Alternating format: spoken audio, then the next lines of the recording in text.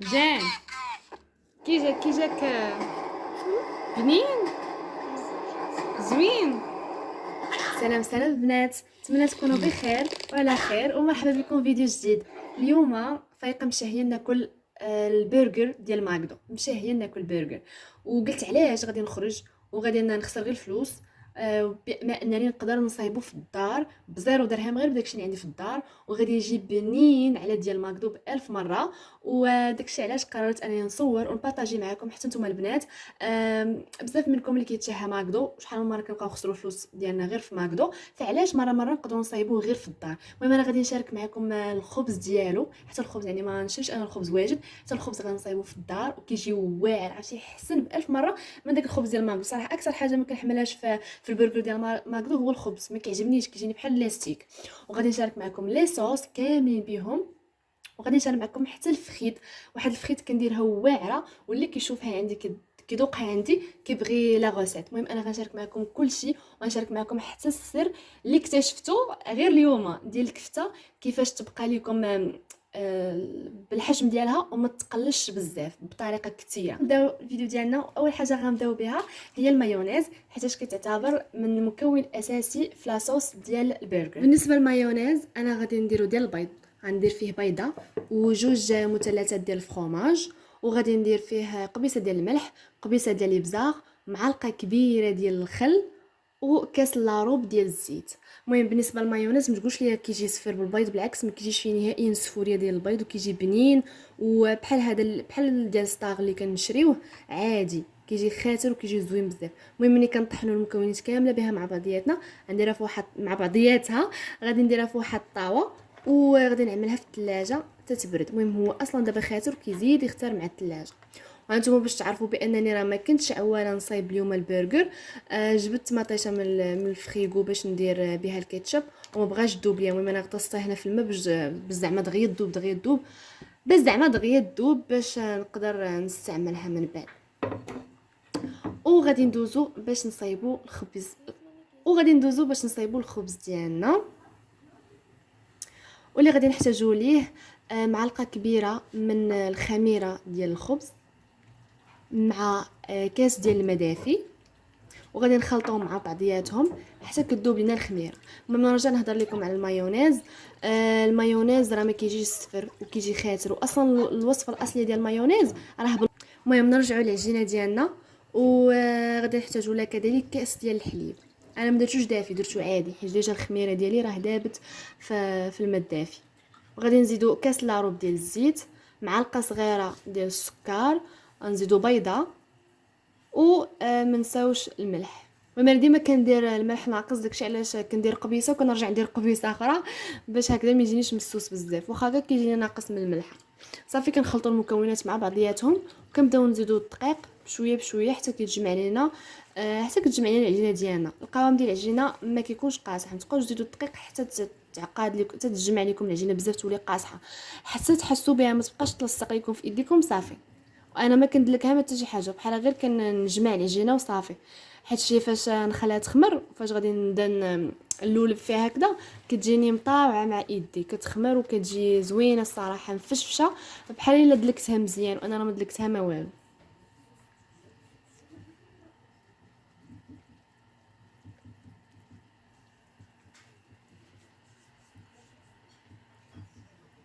وغير جربوا البنات هاد الخبز وردوا عليا الخبار، حيتاش فريمون كيجي واعر. اللي ما كيصدقش ليها الخبز راه هذا 100% صادق، وكما شفتوا راه ساهل وما فيش شي حاجه ديال المكونات. لحد الان كلشي استعملنا كلشي داك المكونات اللي كاينين غير في الدار، وكيجي مفشفش، كيجيو فيه دوك التقابيل الوسط في الهواء، واخا ما كدير كيما حتى حاجه كيجي واعر وحسن من هذاك الخبز ديال البرجر اللي كيتباع في الزنقه.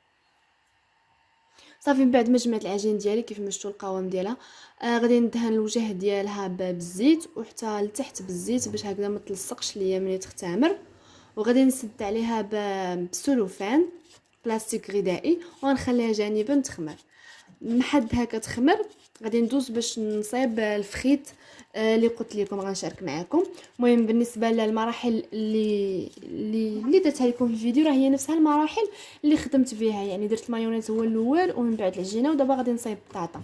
المهم بالنسبه للفخيت غادي نقيوها ونغسلوها مزيان، وغادي نقطعوها دوائر. انا حتى كنقطعها كامل الكميه كامله اللي بها لي عندي دوائر، عاد كنقطعها هكذا دي فخيت هكذا. ولي فخيت كنديرهم شويه غلاظ، ما كنديرهمش رقاق، باش كتجي من برا مقرمشه ومن الداخل رطبه.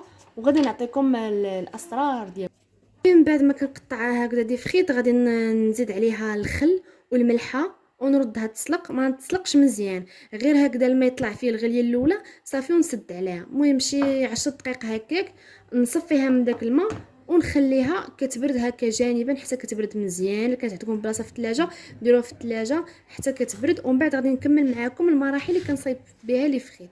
المهم هنا غادي ندوز باش نصايب معكم الكاتشب. وصراحه كيجي زوين بزاف، وبحال الكاتشب اللي كتشريو، غير هو ما فيهش المواد الحافظه. غنزيد عليه الملحه، فيه فقط 3 ديال المكونات: الملحه معلقه صغيره من الملحه ومعلقه صغيره من السكر سنيده. وغادي نزيدو الخل معلقه ولا جوج هكا، جوج معالق كبار ديال الخل في هذه الكميه اللي درت ديال المطيشه. وغنردو يطيب فوق البوطه. غادي نرجعوا العجينه ديالنا. كيف شوفوا هنا كيفاش تنفخات، عاوتاني تنفخات مزيان، خليتها تتنفخات. انا راه مشيت تغديت ورجعت عاد كملت. المهم انا هذا الفيديو هذا زعما الطياب ديال البرغور بديتو حتى 12 وشي حاجه. المهم خدا لي هادشي كامل 2 سوايع، ولكن انا درت كميه كبيره ماشي كميه صغيره. الا كنتو غديروا غير بحسابكم نتوما راه نص ساعه كافياكم. غديروا كميه قليله من العجينه، كميه قليله من كل حاجه، راه غديروها في نص ساعه غتكملوا البرغور ديالكم. المهم انا حيت درت بحساب الدار، بحسابي انا وبحساب الدار. المهم غادي الخبز غادي نديرو هكذا كويرات. تشوفوا الطريقه كيفاش كنخدم بها الكويرات، راه كلشي مبين في الصوره. المهم انا في الاول درتهم كبارين، غيجيكم من بعد انا الاحجام ماشي بحال. في الاول انا بديت كنكبر، ومن بعد جات عندي ماما وقالت لي ديريهم صغارين، حيت الكفته واخا غديريها كبيره مع القلي وداكشي غادي تولي صغيره وغتجيك صغيره مقارنه مع الخبز. وديما كيطرى لي هذا البلان، ديما فاش كنبغي ندير البرغر ولا شي حاجه فيها الكفته كيطرى لي هذا البلان، كيجي الخبز كبير على الكفته. صافي ورجعت صغرتهم، زعما درت غير شي وحدين قلال في الاول كبار، ومن بعد الشيء الاخر صغرته. وراه ديروهم صغيورين حيتاش راه كيتنفخوا بزاف، كيخمروا في الاول. انا ملي غندلولهم بحال هكا غنستوفهم في الصينيه اللي سبق لي دهنتها بالزيت وغنخليهم يخمروا. المهم 5 دقائق هكا دغيا كيطلعوا دغيا كيخمروا. وفاش غادي نديرهم في الفران غنقول لكم الطريقه ديال الطياب ديالهم. فاش كنحشيهم في الفران كنخلي عليهم بوطه ناقصه حتى كيخمروا حتى كيطلعوا مزيان. عاد ديك الساعه كنجهد عليهم بوطه كنديرها متوسطه وكنخليهم يطيبوا. فهمتوني؟ يعني ما في الاول دير عليهم بوطه ناقصه باش هكذا ياخذوا راحتهم في الطلوع باش يتنفخوا مزيان. وعاد كيبانوا لكم تنفخوا ديك الساعه كتنقصوا عليهم، ديك الساعه كتجهدوا عليهم بوطه تولي البوطه متوسطه وتخليهم يطيبوا من التحت وعاد تحمروهم من الفوق. بالنسبه انا السر ديالي اللي كنديرو باش كندهن الخبز، كندير الصفار ديال البيضه مع تقريبا معلقه ديال الحليب ومعلقه صغيره ديال السكر سنيده. كيجيو محمرين، كيجي اللون ديالهم ذهبي، كيجيو حمرين واحد اللون زوين، ماشي بحال اللي درتو البيض بوحدو. وصافي كندهن الخبيزات كاملين بهم هكذا بالبيض والحليب والسكر، وكنرش فوق منهم زنجلان. المهم انا ديجا كنت صورت لكم واحد الفيديو على هذا الخبز بطريقه مفصله، وكنت زوقتهم بالزنجلان وشي حاجه زوقتها بالبافو، شي حاجه درتها بالشوفان. انا مهم ما قدرت هاد المره درت غير زنجلان وصافي باش نزربي. وديولي انا حيت ما كيعجبني الصراحه جنجلان خليتهم عاديين ما دهنتهمش، ما درتش فيهم، دهنتهم بالبيض ولكن ما درتش فيهم جنجلان. انا كيعجبوني بلا جنجلان.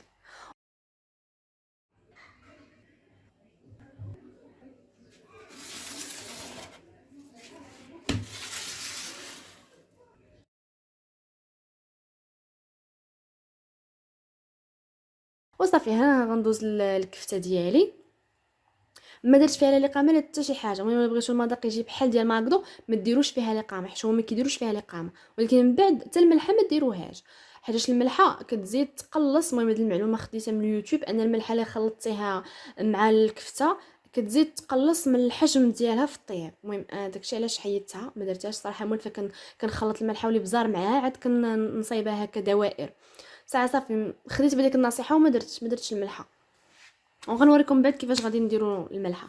كنشد هنايا غلاقه وكندير عليها السلوفان وعاد كندير فوق منها الكفته باش هكا الكفته ما تلصقش ليا في الغلاقه وتهز ليا غابيد هكذا من الغلاقه. وصافي هادشي اللي كاين. المهم ما بقاش نشكل على الطريقه حتى كنكمل الكميه كامله بها اللي عندي. وغادي نوضعهم هكا في الصوينيات، وغادي نوضعهم في الكونجيلاتور مده ديال 5 دقائق حتى يبردوا ويشدوا ليا في راسهم. عاد ديك الساعه نبدا نقلي فيهم.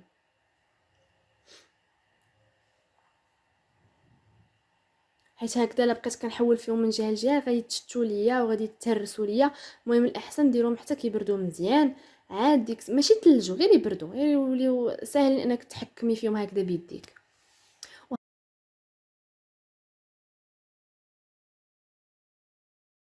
هما الخويزات ديالي من بعد ما طابوا شوف كيفاش كيجيو محمرين وكيشهيو، المذاق ديالهم كيجي بنين.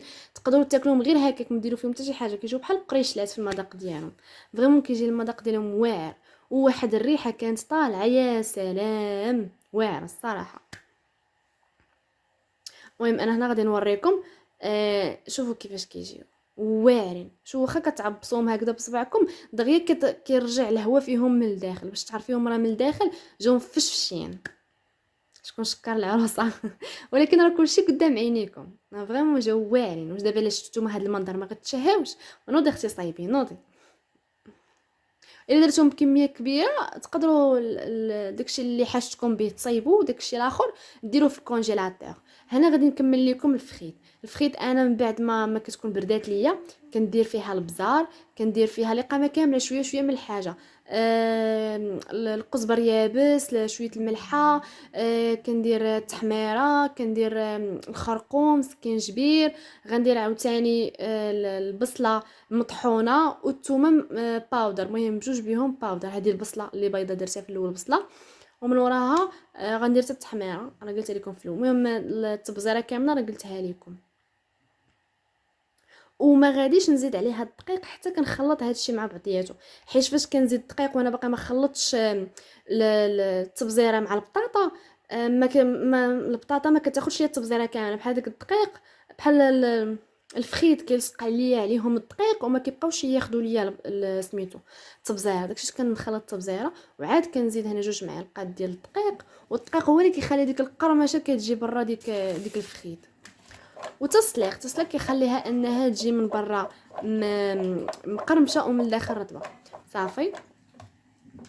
وكنبدا نقلي فيها. المهم الطريقه ديال القليان ديالها ما كديروهاش على زيت بارد حيت غتشرب داك الزيت، حتى كتسخن الزيت مزيان وكديروا فيها الفخيت ديالكم وكتقليوها عادي. عرفتي كتجي شهوه منها.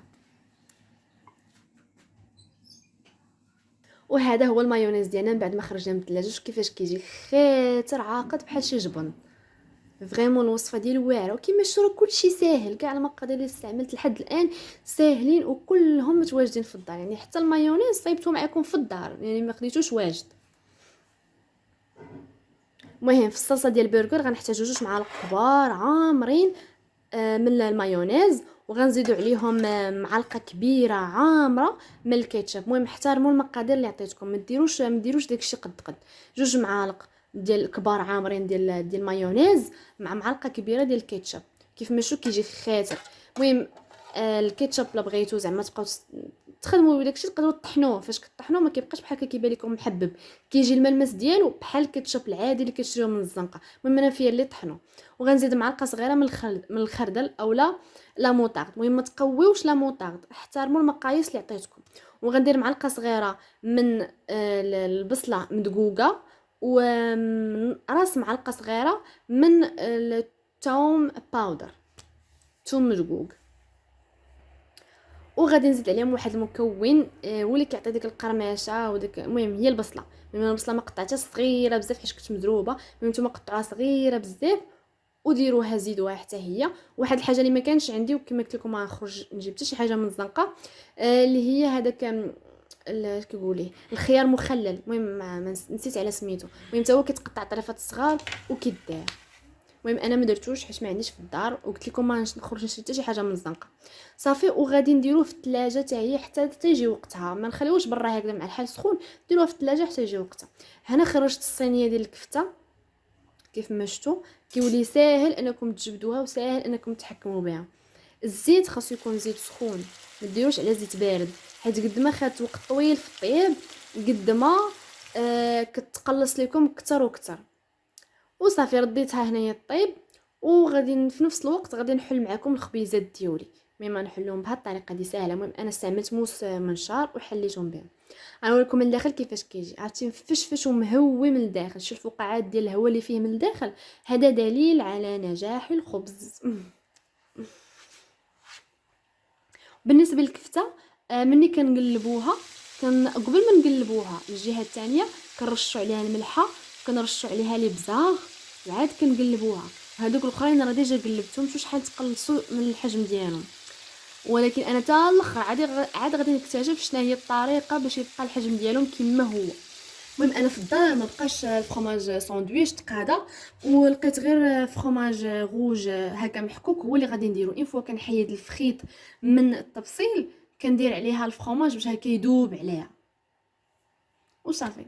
وعرفتي جا بنين وكيعطي المذاق احسن من الفرomاج ساندويتش، كيكون المذاق ديال الفرomاج هكاك مشهد. المهم غادي نشد انا الخبيزات ديالي من بعد ما حليتهم، وغادي ندهن عليهم لاصوص اللي صايبتها معكم. هذه صوص برجر كتجي واعره، المذاق ديالها كيجي واعر ديال بصح. المهم انا غندهن التحتاني ديالو، غندهن حتى الراس ديال الخبز حتى هو غادي ندهنو. المهم كملوا معايا المراحل بشويه بشويه. وغادي ندير هنا البصل، انا ما غاديش نديرو دوائر، غنديرو هكا مقطع، كيجي احسن من دوائر وما كيجيش هكا ثقيل في العضه ديالو، البصله حار ولا شي حاجه، كيجي بحال هكا كيجي حسن. المهم غير جربوا هاد الطريقه اللي كنصايب بها انا دابا البرجر. من ورا البصله كنديروا الخوص اللي سبق لي تا هو قطعته هكا طويل، كيجي حسن في الماكله ديالو.